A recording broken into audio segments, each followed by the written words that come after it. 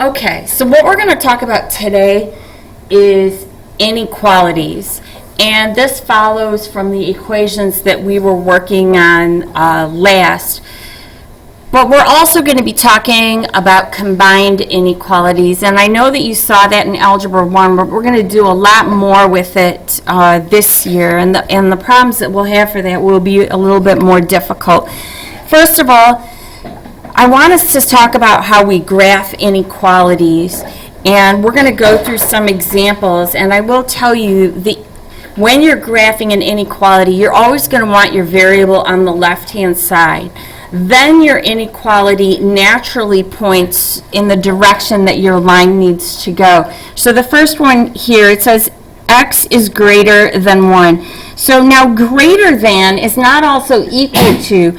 Since I don't have equal to, I'm going to use an open circle. So an open circle is used when you have a greater than or less than, or even a not equal to, which we'll get to that. So I'm going to use an open circle at 1, and I have x is greater than 1, so I'm going to graph over the numbers that are greater than 1. All right? In B, I'm going to graph x is less than or equal to 4. Now this is different. This is less than or equal to.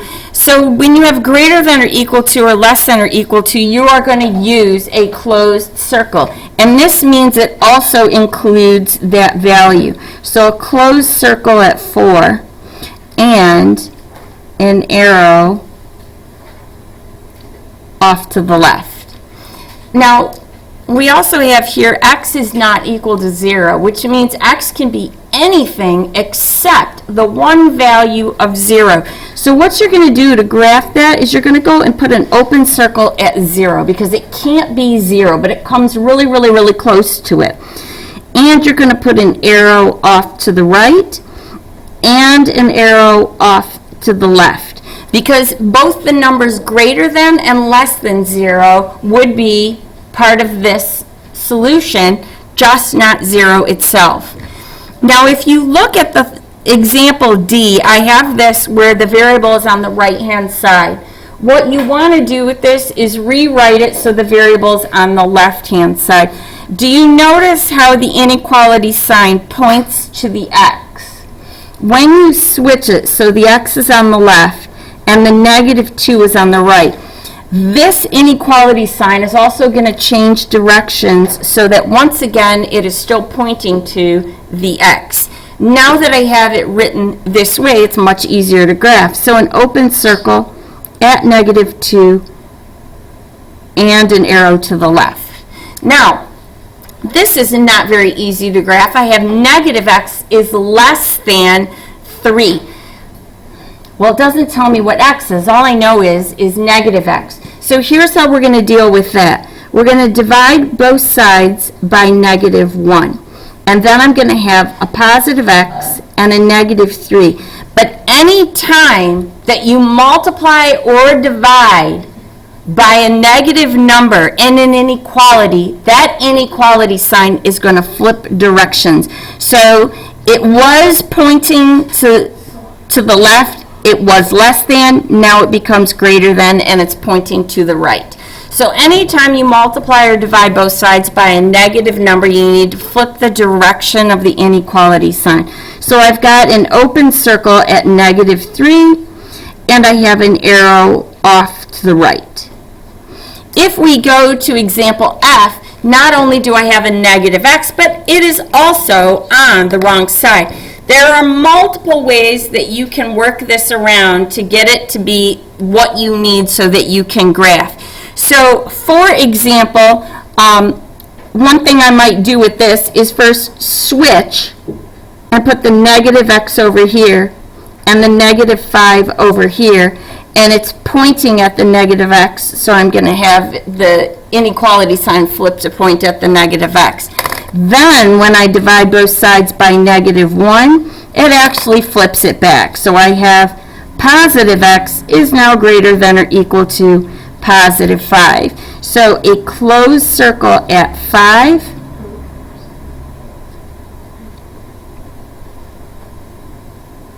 and an arrow to the right. Next thing I want to do is go down to the bottom of the page, and we're going to talk about translating with inequalities. So it says 5 fewer than a number is at least 12. And what I want to do with this is write an inequality that represents this. Now, you are not used to the term fewer than, but you might have seen less than, right? Well, fewer than works the same way. And if you recall, this word than meant that you were going to reverse the order. All right? So 5 fewer than a number is n minus 5, right? And it says is at least 12. Now the question is, what is at least? So we've got a 12 over here, but is at least means it's 12 or it's bigger than 12. So this is greater than or equal to. So at least is greater than or equal to. Let's go to the next one. The quotient of a number and 3 is no more than 15. So the quotient of a number and 3 can be written like this, and we have a 15 here, but we've got no more than. So it's not going to be any bigger than 15. Could be 15, but it's not going to be bigger than that. So we're going to say less than or equal to. So keep in mind, if you see is at most, this is going to be less than or equal to. If you say is no less than, this is going to be greater than or equal to. Okay, so all I did was took the opposite word and it the sign faces the opposite direction. So just so you're clear on those, let's go ahead and turn the page, and we're going to do a couple of examples. So solving and graphing an inequality. You're going to want to tackle these the same way you would an equation. The only difference you're going to have is that when you end, you want your variable on the left, not on the right, because remember with equations we didn't care which side got your variable. Now I want it on the left. Make it on the left. And if you multiply or divide both sides by a negative number, you've got to flip the inequality sign. So the first thing I'm going to do is go ahead and distribute. So negative 3 times 2x is negative 6x. Negative 3 times negative 5 is plus 15, then plus 1, greater than or equal to 4. Go ahead and combine like terms, and I've got negative 6x. 15 and 1 is plus 16, greater than or equal to 4. Now I want to go ahead and subtract 16 from both sides. And I have negative 6x is greater than or equal to negative 12. Now, next thing I'm going to do, divide both sides by negative 6. But remember, when you do this, you need to flip your inequality sign to the other direction. Negative 12 divided by negative 6 is positive 2. And we're going to go ahead and graph these. And let me show you how to do a really, really simple graph that will suffice in my class. So here's a number line, okay? All I need to do is I'm going to put a 0 on it. I put a 0 on it. And I'm going to put a 2 on it. There's a 2. All right? It says less than or equal to 2. So I'm going to have a filled in circle at 2 and an arrow all the way to the left. There we go. Lovely. All right, let's go ahead and do example B. So I've got 5 times 3 when I distribute gives me 15. 5 times negative x is minus 5x. Less than or equal to 7 minus x. Now I'm going to want all my x's on the left, so that's going to mean that I'm going to add x to both sides. And I then have 15 minus 4x is less than or equal to 7. And I'm going to move my 15, so minus 15 on both sides. And I'm going to bring down my negative 4x. Don't forget to bring that negative. And 7 and negative 15 gives me negative 8. Divide both sides by negative 4. And I'm going to have x, flip your sign because you divided by a negative, 2. So x is greater than or equal to 2. So go ahead and draw your lovely little number line. Here's a 0, here's a 2, and I'm going to have a filled in circle at 2 and an arrow off to the right. All right? So the next thing that we have is a story problem, and it says a movie rental company offers 2 subscription plans. You can pay $36 a month and rent as many movies as desired, or you can pay $15 a month and $1.50 to rent each movie. How many movies must you rent in a month for the first plan to cost less than the second plan? So first of all, let's write the expressions. We've got the first plan and we've got the second plan. Now the first plan is we're going to pay $36 and we can have as many movies as we want. So that's just a flat 36 bucks. The second plan is $15 plus $1.50 for each movie. So 15 plus 1.50x, where x is the number of movies. So that's $15 plus $1.50 for each of the movies that we're going to rent. And they want to know how many movies must you rent in a month for the first plan to cost less than the second plan.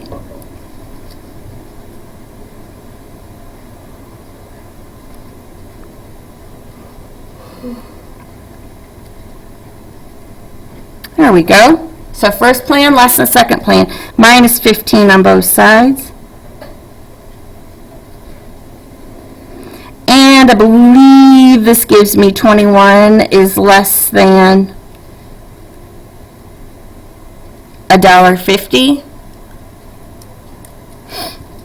Divide both sides by $1.50.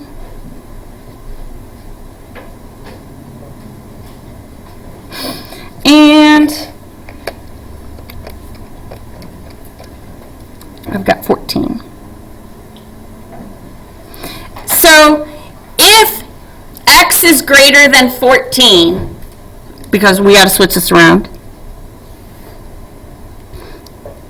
if x is greater than 14, then plan number 1 is best. All right? If you're getting less than 14, the other plan will work better for you. Let's go ahead to some more examples. And these are examples which have no solution or many solutions. So we need to talk about these. And let's go ahead and solve them just as if they were equations. So negative 2 times 3x is negative 6x. Negative 2 times 1 is minus 2. Need to get all my x's on the left, so I'm going to add 6x to both sides. And you see what's happening here. My 6x's cancel, and what I have is negative 2 is greater than 7. When you get this, what you need to do is ask yourself, is this true or false? And in this case, negative 2 is not greater than 7, so this is false statement. And what that means is this has no solution. If it were a true statement, then all real numbers would be your solution. All right, so let's go ahead and try example B. Maybe this one comes out differently. So go ahead and distribute. 5 times 2x is 10x.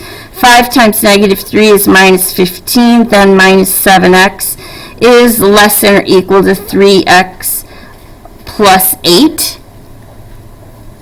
And I'm going to combine my like terms. 10x minus 7x gives me 3x minus 15 is less than or equal to 3x plus 8. Subtract 3x from both sides. And once again, you'll notice the 3x's cancel on both sides, and we've got negative 15 is less than or equal to 8. When you get that, that is a true statement.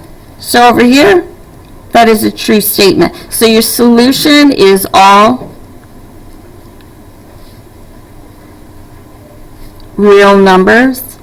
And remember, you'll see me write the little scripty R for that. Now let me just go over here to an aside and let me ask you a question.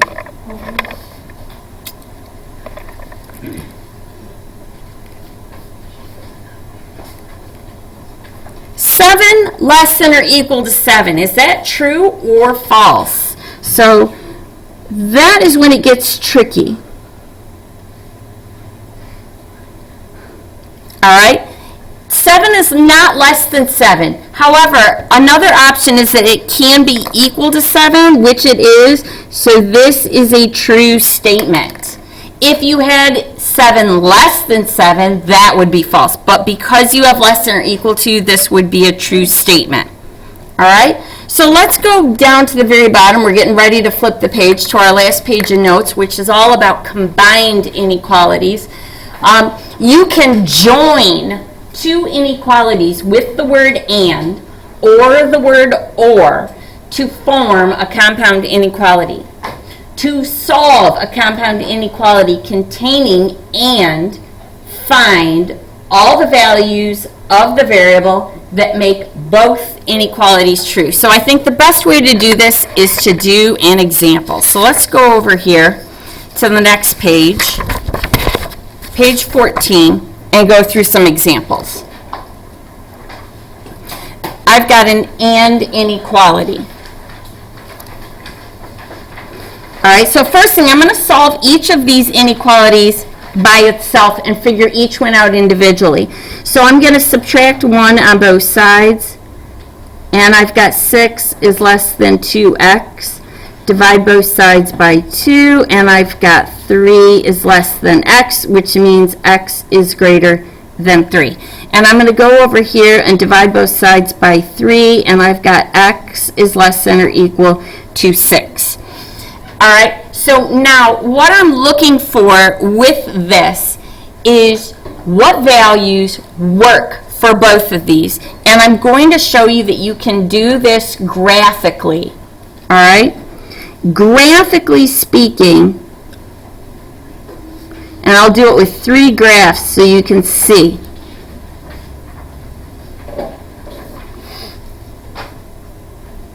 So a 0, a 3, and a 6, and I got a 0, a 3, and a 6, and a 0, and a 3, and a 6. So here's what we're going to do. This one, we're going to do x is greater than 3.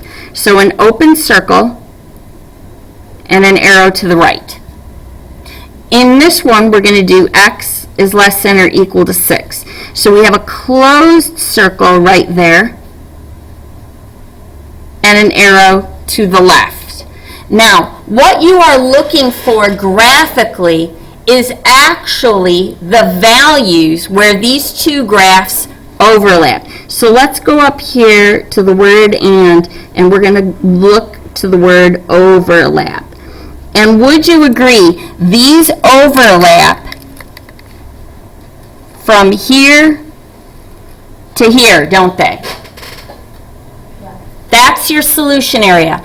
On the left-hand side, at the 3, you have an open circle. On the right-hand side, at the 6, you have a closed circle. Your graph is between them. And there is a way that we write this solution. And that way is this. On the left-hand side, you've got a 3. On the right-hand side, way over here, you've got a 6. In between them, you're going to put your x. Since this is an open circle, this is a less. Since this is a closed circle, it's a less than or equal to. And notice the way this works. It's always less thans. Everything is going in order from left to right.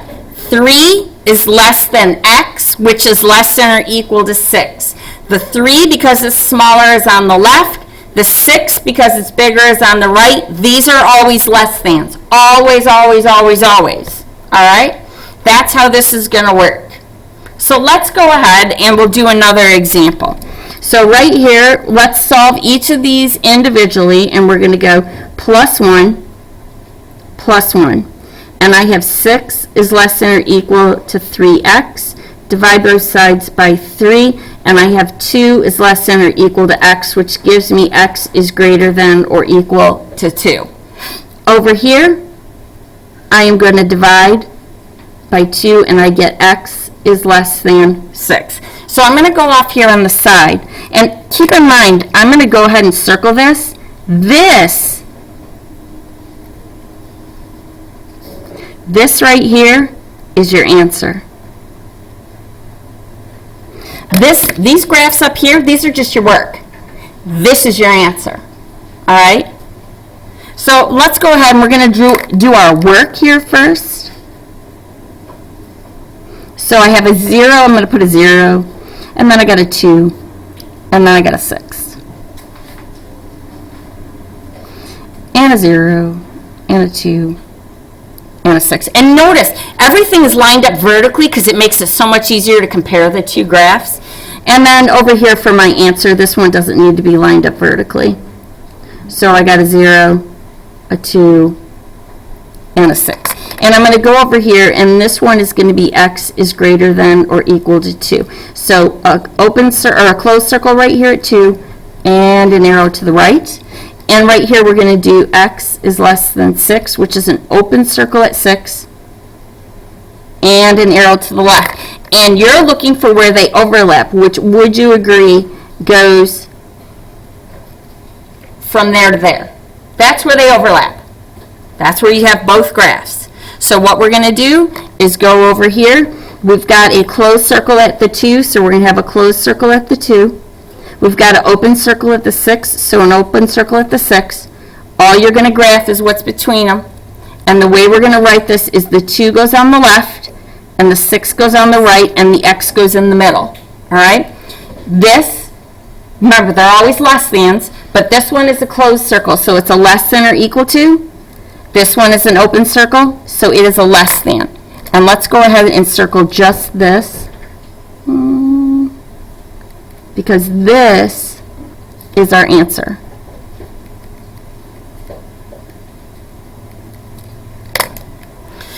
The last one looks a little bit weird because it already has 3 parts to it, just like this does.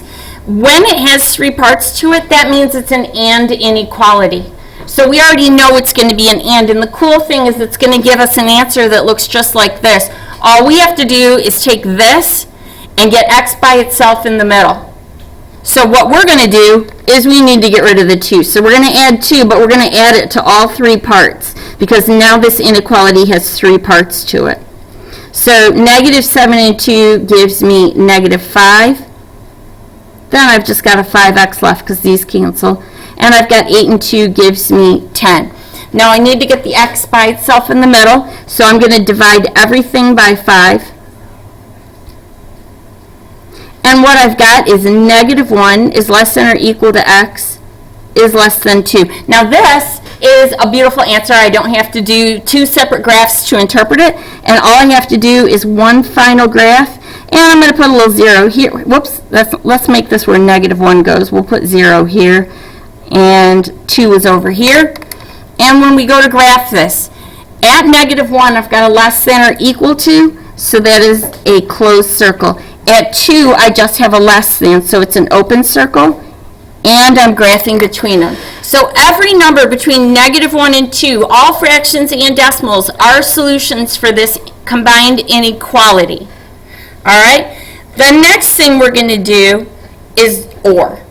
And OR works differently than AND. So you need to pay attention to whether you have an or an AND. So let's go down, and the best thing to do is just start working through an example here. So just like when we did the ANDs, the first thing you're going to do is solve each inequality separately, all by itself. So I'm going to subtract 7 on both sides, and I'm going to have k is greater than or equal to negative 1. And over here, I'm going to subtract 8 on both sides, and I have k is less than negative 5. Okay? So I'm going to do the 2 graphs to show my work. So I've got a negative 5. Over here we'll do a negative 1. I always like to have 0 there. I just feel like it's stable. So a negative 5, a negative 1, and a 0. So here's what I'm going to do. This one is going to be x, or I'm sorry, k, let's make that x into a k, is greater than or equal to negative 1. So in closed circle at negative 1 and an arrow to the right. Here we're going to do k is less than negative 5, which is an open circle at negative 5 and an arrow to the left. Notice there's no area of overlap, right? It doesn't matter though, because or means something different. Or means to combine into one. So here's what our solution is going to look like. So over here I'm going to draw the same graph. I'm going to put negative 5, a negative 1, and a 0. And I'm going to graph both of these on there. So a closed circle at negative 1, arrow to the right. Open circle at negative 5, arrow to the left. Here's what my solution has to state. I'm going to say k is less than negative 5, or k is greater than or equal to negative 1. I have to have that word or. You cannot take two separate graphs and write it as one like this. Only the ands can be written like this. The ors have to be written like this. They're just separate. So, let me circle that right there. There's your answer. So let's go ahead and do the next example down the page. So we're going to solve these by themselves first. So minus 3 on both sides. And I've got 7w is greater than 8. Divide both sides by 7. And I have w is greater than 8/7. Here, add 1 to both sides. And I have 4w is less than negative 12. Divide both sides by 4. And I have w is less than negative 3. So let's do the separate graphs.